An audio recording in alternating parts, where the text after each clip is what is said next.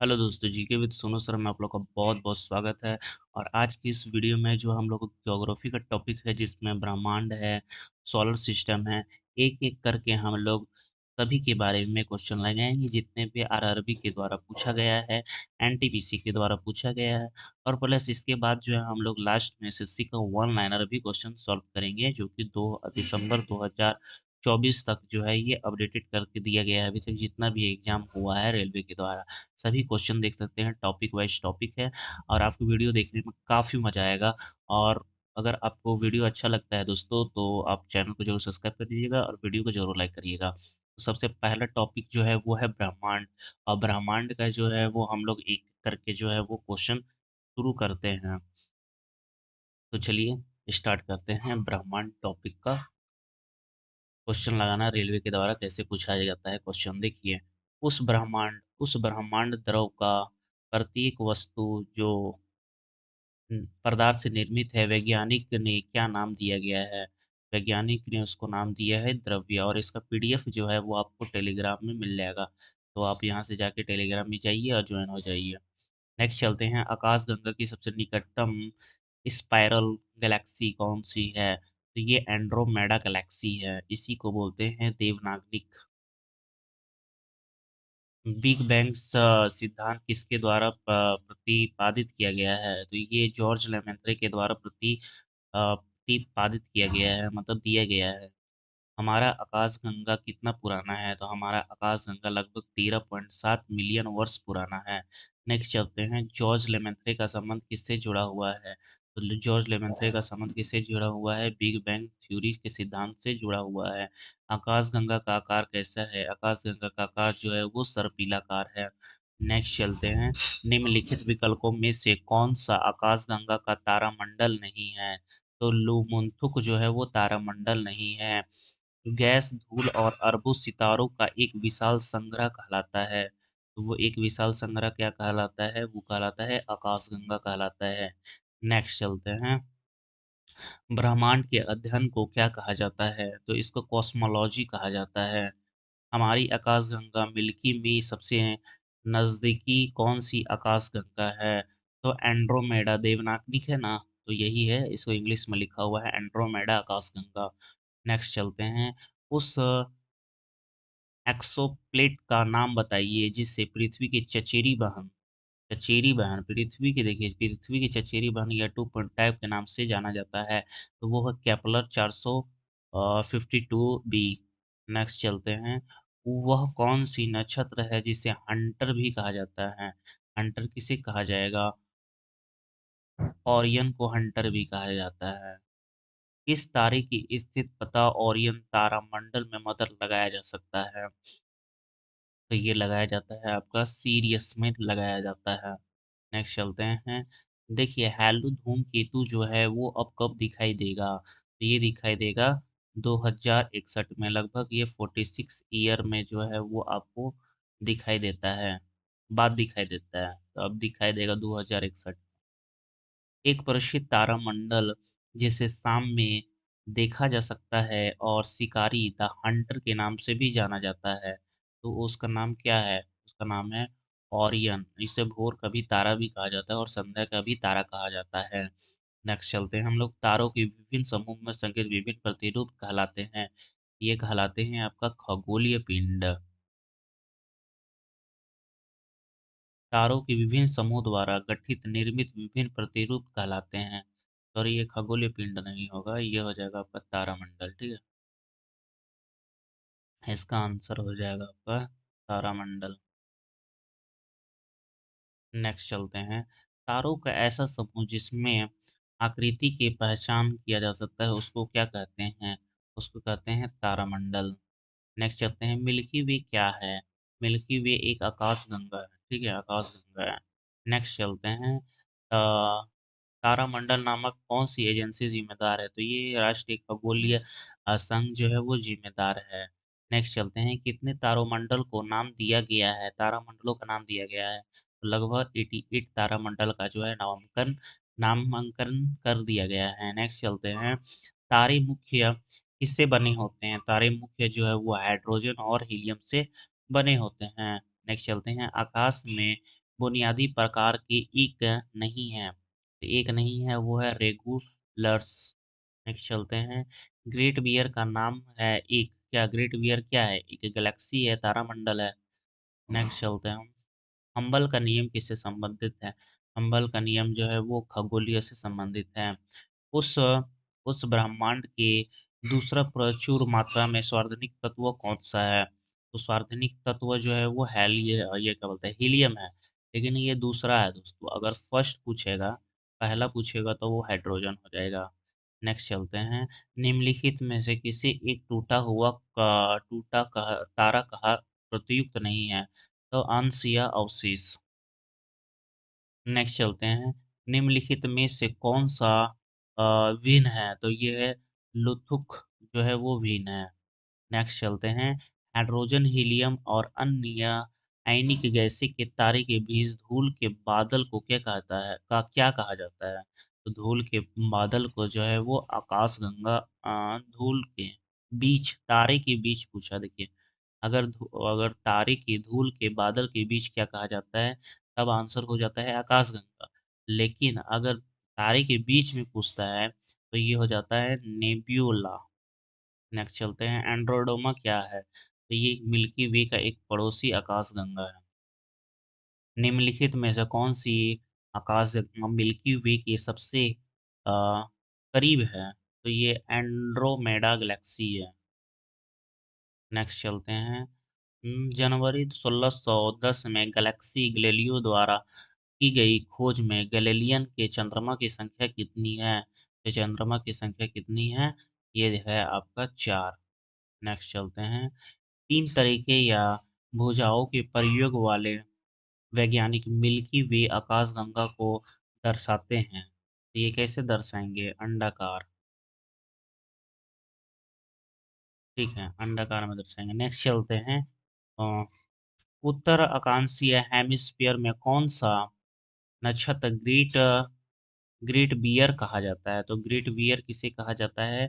वो कहा जाता है आपका ऊर्जा मेजर को। ऊर्जा मेजर को ग्रेट बियर कहा जाता है, ठीक है। तो इसका आंसर हो जाएगा आपका ऊर्जा मेजर। नेक्स्ट चलते हैं हम लोग। लिखा हुआ है निम्नलिखित में से कौन सा खगोलीय पिंड नहीं है? तो खगोलीय पिंड नहीं है वो है समुद्र। कौन सी खगोलीय पिंड यात्री के समय आकाश में चमकता है? तो आकाश में चमकने वाला कौन है? तो तारा है। कॉमेट किसके है? तो यूनानियों से है कॉमेट। नेक्स्ट देखिए, अब हम लोग आ गए हैं दोस्तों सोलर सिस्टम में, जिसमें अब सोलर सिस्टम के जितने भी द्वारा क्वेश्चन पूछा गया है, एक एक करके हम लोग पूरा सोलर सिस्टम का भी क्वेश्चन लगा लेंगे।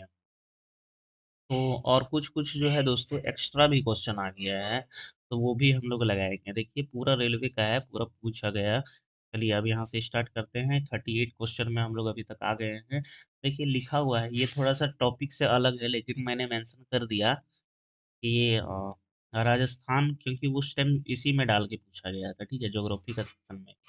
राजस्थान राज्य की उसी खोई हरियाली की किस नहर की वजह से पुनः प्राप्त हुई है? तो कौन सी पुनः प्राप्त हुई है? वो है इंदिरा गांधी। नेक्स्ट चलते हैं।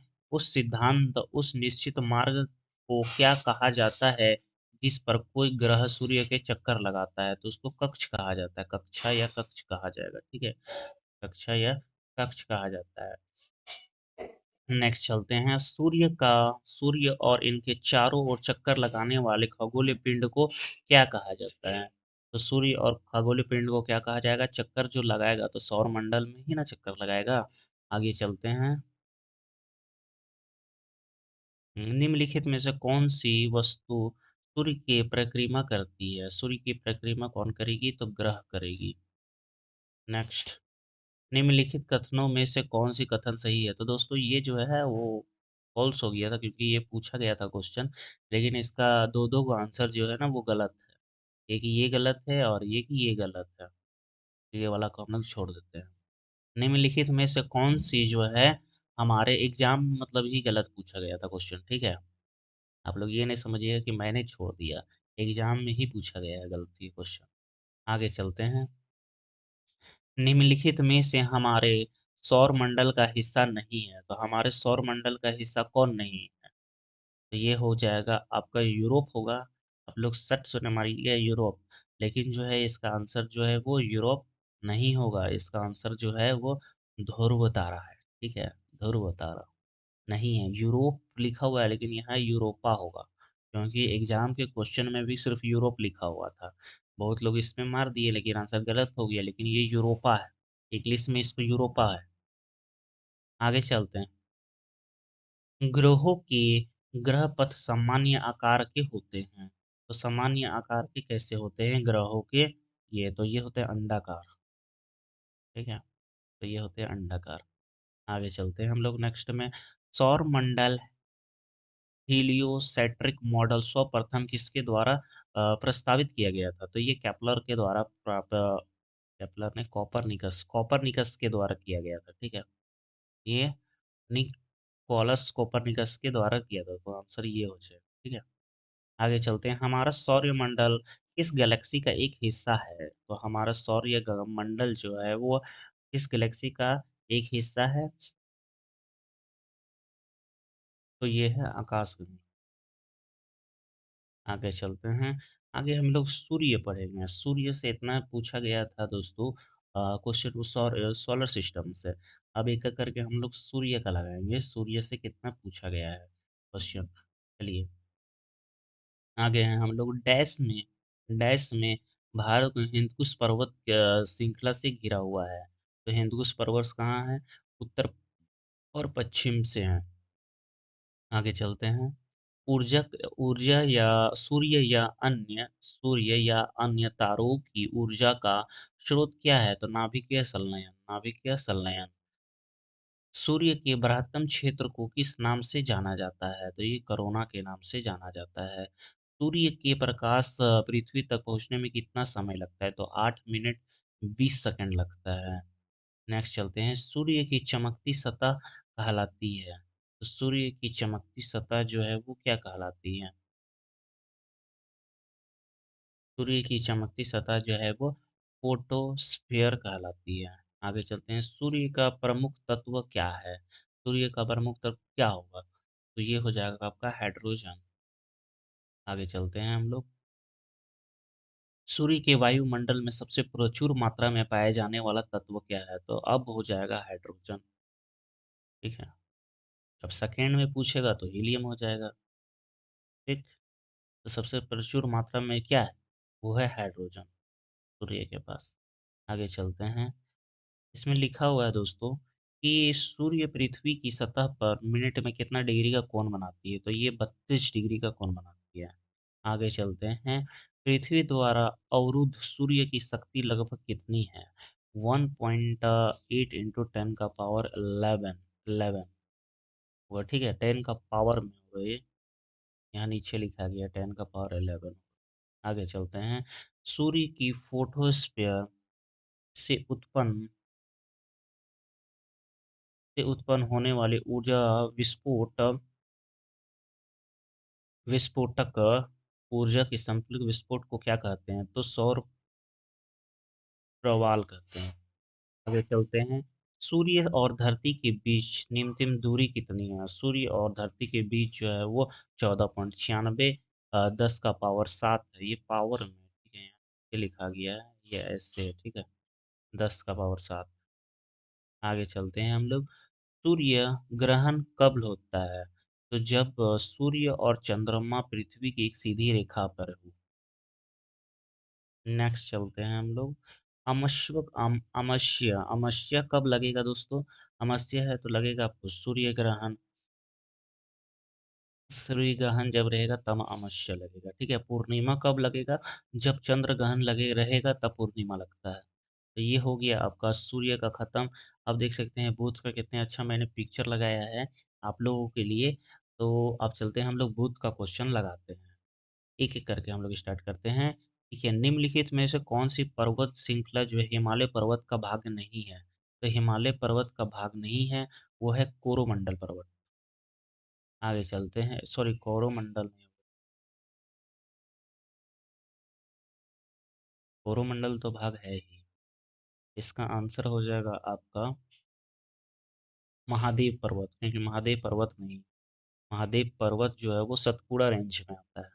आगे चलते हैं हम लोग, निम्नलिखित में से किस प्रमुख नदी द्वारा भारत की उत्तरी मैदान का निर्माण होता है? तो कौन कौन सी हो जाएगी?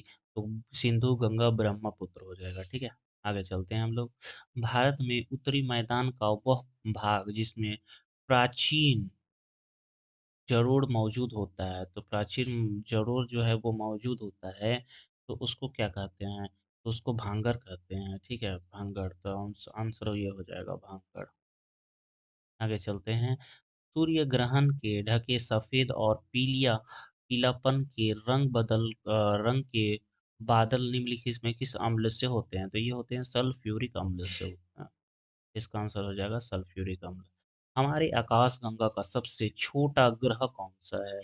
हमारे आकाशगंगा का सबसे छोटू एकदम ग्रह कौन है? तो वो है आपका बुध है।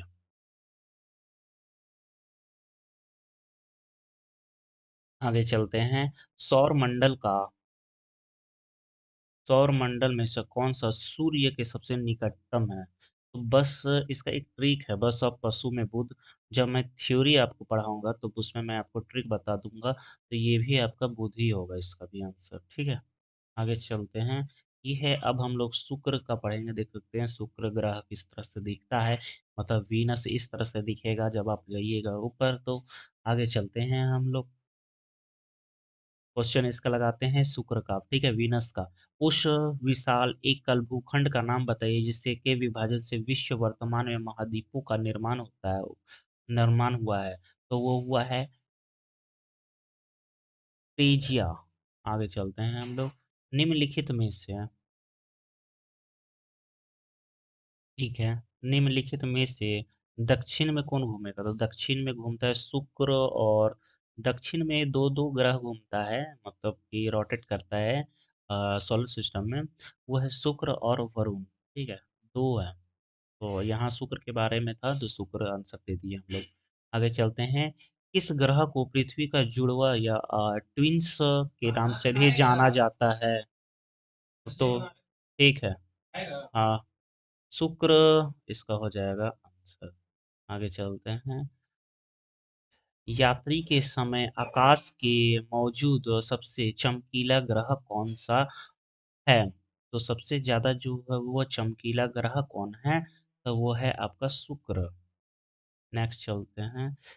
सभी ग्रह वर्तमान परिक्रमा करते हैं सिवाय शुक्र के। अभी जैसे मैंने शुक्र के बारे में आपको बताया ना, कि शुक्र और वरुण जो है वो उल्टा घूमता है, दक्षिण की ओर घूमता है। निम्नलिखित में से किस ग्रह का आकार पृथ्वी के आकार का निकटतम है? तो निकटतम किसका हो जाएगा? तो ये वो हो जाएगा वीनस का, मतलब हो गया इसका शुक्र। आगे चलते हैं। किस ग्रह को प्राप्त संध्या का तारा कहा जाता है? तो ये शुक्र को कहा जाता है संध्या का तारा। निम्नलिखित में से का उपग्रह नहीं है, तो ये उपग्रह नहीं है, शुक्र का उपग्रह नहीं है। इस ग्रह का नाम रोमन देवी के नाम पर रखा गया है, तो ये शुक्र का ही नाम रोमन देवी के रखा गया है। उस सबसे ज्यादा ऊर्जा ऊर्जा ग्रह कौन है? तो ये आपका शुक्र ही हो जाएगा। सबसे ज्यादा ऊर्जा ग्रह कौन है? तो ये आपका शुक्र ही है।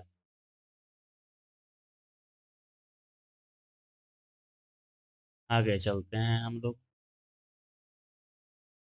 सौर मंडल का अत्यंत उष्म ग्रह कौन सा है? तो वही सेम आ गया ना, सेम क्वेश्चन है, कौन है? तो ये आपका शुक्र ही हो जाएगा। आगे चलते हैं। शुक्र वर्तमान में से निम्न गैसों में से ज्यादातर कौन सी शामिल है? तो कौन सी शामिल है? तो ये है कार्बन डाइऑक्साइड। अब हम लोग नेक्स्ट पृथ्वी को ओर चलते हैं, और पृथ्वी से जितना क्वेश्चन है वो हम लोग लगा लेते हैं। चलिए, तो देखिए यहाँ लिखा हुआ है पृथ्वी का द्रव्यमान कितना है? तो देखिए, जैसे ये दोस्तों, ये जो है ना दोनों, ये पावर में आ गई है, ठीक है, ये सब पावर में है। तो इसका आंसर यही है, 6 × 10 का पावर 24। तो ये इतना एग्जाम में पूछा गया है। आगे चलते हैं हम लोग। पृथ्वी किस चालक से सूर्य की परिक्रमा करती है? तो ये करती है 67,000 मील प्रति मीटर की घंटा से करती है। डैश पृथ्वी का निकटतम तारा है? कौन सा पृथ्वी का निकटतम तारा है? तो ये आपका हो जाएगा सूर्य निकटतम तारा है। आगे चलते हैं हम लोग। पृथ्वी का आकार कैसा है? पृथ्वी का आकार जो है वो चपटा गोल है। इसका आकार जो है वो चपटा गोल है। धरती के प्राकृतिक उपग्रह कितने हैं? तो धरती के प्राकृतिक उपग्रह जो है एक हैं, जो कि चंद्रमा ही है। अब चलते हैं आगे। पृथ्वी का प्राकृतिक उपग्रह कौन सा है? तभी मैंने बताया ना कि चंद्रमा। तो इसका हो जाएगा आंसर चंद्रमा। नेक्स्ट चलते हैं। पृथ्वी में मौजूद सभी ऊर्जाओं का मुख्य स्रोत इनमें से कौन सा है? तो ऊर्जा का स्रोत कहाँ से मिलेगा? तो सूर्य से ही मिलेगा। आगे चलते हैं। पृथ्वी का वायुमंडल और ऑक्सीजन के प्रति कितना कितना प्रतिशत है? तो वो पूछ रहा है, तो 21% है। आगे चलते हैं हम लोग। इसमें लिखा हुआ है, पृथ्वी के चारों ओर एक पूरा चक्कर लगाने से चंद्रमा द्वारा किया गया कार्य निम्नलिखित में से के बराबर है? तो शून्य के बराबर है। नेक्स्ट चलते हैं। पृथ्वी किस खगोलीय पिंड है? तो किसकी खगोलीय पिंड है? तो ये ग्रह की खगोलीय पिंड है। नेक्स्ट चलते हैं। नेपच्यून के अलावा कौन सा ग्रह ब्लू ब्लू प्लैनेट के रूप से नाम से जाना जाता है? तो ब्लू प्लैनेट के नाम से जाना जाता है वो है पृथ्वी। नेक्स्ट चलते हैं। जीपीएस उपग्रह में कितने बार पृथ्वी परिक्रमा करता है? तो ये 12 घंटा में एक बार करता है। आगे चलते हैं। पृथ्वी का पृथ्वी का जल चक्र किसके द्वारा संचालित होता है? तो ये होता है आपका सूर्य के द्वारा। आगे चलते हैं। आगे हम लोग देखिए मंगल ग्रह में पहुंच गए हैं और यहाँ से मंगल ग्रह का पूरा क्वेश्चन लगाएंगे। निम्न में से कौन सा लाल ग्रह है? तो लाल ग्रह जो है वो मंगल है। नेक्स्ट चलते हैं। मंगल मंगल मंगल ग्रह के कितने चंद्रमा हैं? मंगल ग्रह के 2 चंद्रमा हैं। चंद्रमा या उपग्रह इसको बोलते हैं, उपग्रह हैं। मंगल ग्रह में कितने प्राकृतिक उपग्रह हैं? तो 2 हैं। आगे चलते हैं। मंगल ग्रह को डैश के रूप के नाम से भी जाना जाता है? तो लाल ग्रह के नाम से भी मंगल ग्रह को जाना जाता है। कुछ ग्रहों का उपनाम है और इनके एक लाल ग्रह है, यह कौन सा ग्रह है? तो ये आपका मंगल ग्रह है। आगे चलते हैं। जुपिटर में आ गए हैं हम लोग, इसका नाम है बृहस्पति। और इसका यहाँ से हम लोग जो है वो बृहस्पति के बारे में पढ़ेंगे। किस ग्रह का चंद्रमा के नाम से गैनीमिड है? देखिए, किस ग्रह का चंद्रमा का नाम से गैनीमिड है? तो किसका नाम है गैनीमिड, बताइए। तो ये है आपका बृहस्पति। नेक्स्ट चलते हैं। निम्नलिखित में से बृहस्पति या जुपिटर का चंद्रमा कौन सा नहीं है? तो कौन सा नहीं है? यह है वो होगा टाइटैन। आगे चलते हैं। पृथ्वी का आकार की तुलना में निम्नलिखित में से सबसे बड़ा ग्रह कौन सा है? तो सबसे बड़ा ग्रह जो है वो बृहस्पति ही है। आगे चलते हैं। विशाल ग्रेट रेड स्पॉट के रूप से जाने वाला तूफान किस ग्रह से संबंधित है? तो ये आपका बृहस्पति से ही संबंधित है। नेक्स्ट चलते हैं। निम्नलिखित में से कौन सा ग्रह रंग नारंगी और सफेद ढाकिया बैंड है? तो ये आपका बृहस्पति है। आगे चलते हैं। अब आगे हम लोग अरुण और वरुण के बारे में पढ़ेंगे, जिसमें अब हम लोग यहाँ से क्वेश्चन लगाते हैं। लिखा हुआ है, प्लूटो की खोज किसने की थी? प्लूटो की खोज जो है वो टॉम बॉग बाग ने की थी। आगे चलते हैं। निम्नलिखित में से किस ग्रह को ग्रह के रूप में नहीं माना जाता है? तो यम को जो है वो ग्रह के रूप में नहीं माना जाता है, क्योंकि यम को 2016 में ही दोस्तों हटा दिया गया है ग्रह की श्रेणी से, क्योंकि ये इस अक्ष से दूसरे अक्ष में प्रवेश कर जाता था, इसलिए इसको हटा दिया गया है। देखिए, खगोलीय पिंड में प्लूटो ग्रह का पता लगाया गया था। तो ये अभी मैंने बताया ना कि टॉम बाग ने पता लगाया था। प्लूटो की खोज किस वर्ष की गई थी? प्लूटो की खोज जो है वो किस वर्ष की गई थी? ये की गई थी 1930 में। आगे चलते हैं। प्लूटो के चांद के नाम से किसे जाना जाता है? चेरॉन को नामा जाता है। आगे चलते हैं। किस खगोलीय पिंड को 2006 तक माना गया था किंतु उसके बाद नहीं माना गया है? तो वो आपका प्लूटो ही है। अभी मैंने बताया। निम्नलिखित में से किसको हमारे सौर मंडल का एक ग्रह माना जाता है तथा परंतु अब इसे बौना ग्रह कहते हैं? तो ये है आपका प्लूटो। नेक्स्ट चलते हैं, निम्नलिखित में से किसी एक बौना ग्रह के नाम से जाना जाता है, तो ये है आपका प्लूटो।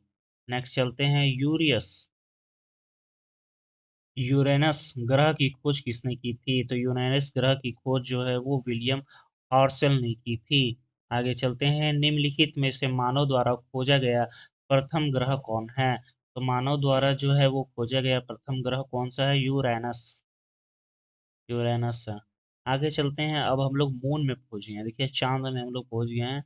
अब चांद का पूरा क्वेश्चन लगाते हैं, ठीक है, मतलब मून का, चंद्रमा का क्वेश्चन। आगे चलते हैं, इनमें से किस अवसर का चंद्र ग्रहण होता है, तो चंद्र ग्रहण अभी मैंने बताया ना, जब भी पूर्णिमा होगा तब चंद्र ग्रहण लगेगा, और अमावस्या जब रहता है तो आपका सूर्य ग्रहण लगता है, ठीक है। आगे चलते हैं, चंद्र ग्रहण डैश में होता है, तो कब होता है चंद्र ग्रहण, पूर्णिमा के दिवस में होता है, ठीक है, जब पूर्णिमा लगेगा तब होगा। आगे चलते हैं, चंद्र ग्रहण को अपनी धूलि चक्कर की पूरी करने में कितने दिन लगते हैं, तो इसको लगता है 27.3 पृथ्वी दिन, इतना दिन लगता है इसको। आगे चलते हैं, एक पूर्णिमा दूसरी पूर्णिमा के बीच समय अवधि कितनी होती है, तो 29 दिन से थोड़ी अधिक होती है। नेक्स्ट चलते हैं, जब 3/4 चंद्रमा दिखाई देता है तो उसे क्या कहा जाता है, तो जब 3/4 चंद्रमा दिखाई देगा तो उसको क्या कहा जाता है, उन टोनोदर चंद्र कहा जाता है। आगे चलते हैं, पूर्णिमा तिथि को पहला दिन मानते हुए किस दिन चंद्रमा अदृश्य हो जाता है, तो कब अदृश्य हो जाएगा दोस्तों, तो ये हो जाता है आपका 15वें दिन में अदृश्य हो जाएगा। आगे चलते हैं, यात्री के आकाश में सबसे चमकीली वस्तु कौन सी है, तो सबसे चमकीली वस्तु कौन सी है, तो आपका ये है चंद्रमा ही है, सबसे चमकीली चमकता है, और लिखेगा टिमटिमाता है तब तारा हो जाता है, ठीक है। आगे चलते हैं, चंद्रमा की किस अवस्था में अदृश्य होता है, तो अभी मैंने बताया था ना, उत्तरोत्तरन अवस्था में अदृश्य होता है। एक महीने में कितनी आधा बार दिखाई देता है, एक महीने में कितनी आधा बार दिखाई देगा, ये आपका दिखाई देता है 2 बार। आगे चलते हैं, चंद्रमा पर मौजूद का वह प्रकाश होता है जिसकी वजह से हमें पृथ्वी में दिखाई देता है, तो किसकी वजह से दिखाई देता है, ये देता है सूर्य के द्वारा प्रकाश पर चांद पर पड़ता है और चांद का प्राकृतिक हिस्सा हमें दिखाई देता है। आगे चलते हैं, चंद्रमा किस खगोलीय पिंड के चारों ओर घूमता है, तो चंद्रमा किस खगोलीय पिंड के चारों ओर घूमेगा, तो पृथ्वी के चारों ओर घूमेगा।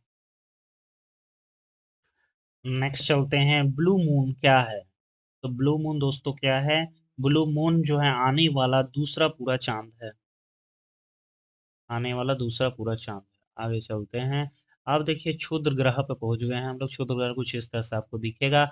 आगे हम लोग चलते हैं, क्षुद्र ग्रह का आपका क्वेश्चन लगाएंगे।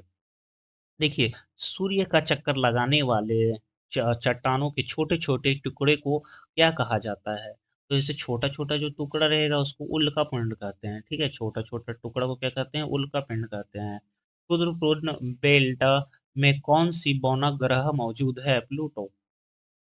आगे चलते हैं, प्रत्येक 46 में कौन सी नजर आता है, तो ये 76 में कौन सा नजर आएगा, तो ये आपका आता है, हाँ ठीक है, 76 में नजर आता है वो हैली, हैली आएगा नजर।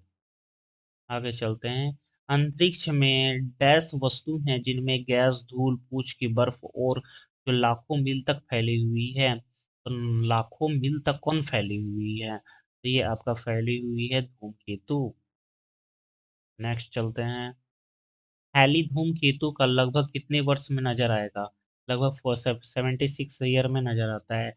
हैली धूमकेतु किस वर्ष हमारे पुनः दिखी जा सकती है, तो देखिए 1962 में दिखी जा सकती है, लेकिन दिखेगा तो 2061 में, ठीक है, को कहीं कहीं ये रहता है, लेकिन इससे अगर आगे एक मिला ये कर सकते हैं, लेकिन यहाँ ये नहीं दिया है, इसलिए हम लोग इतना में किए हैं कि इतना में दिखने का संभावना है।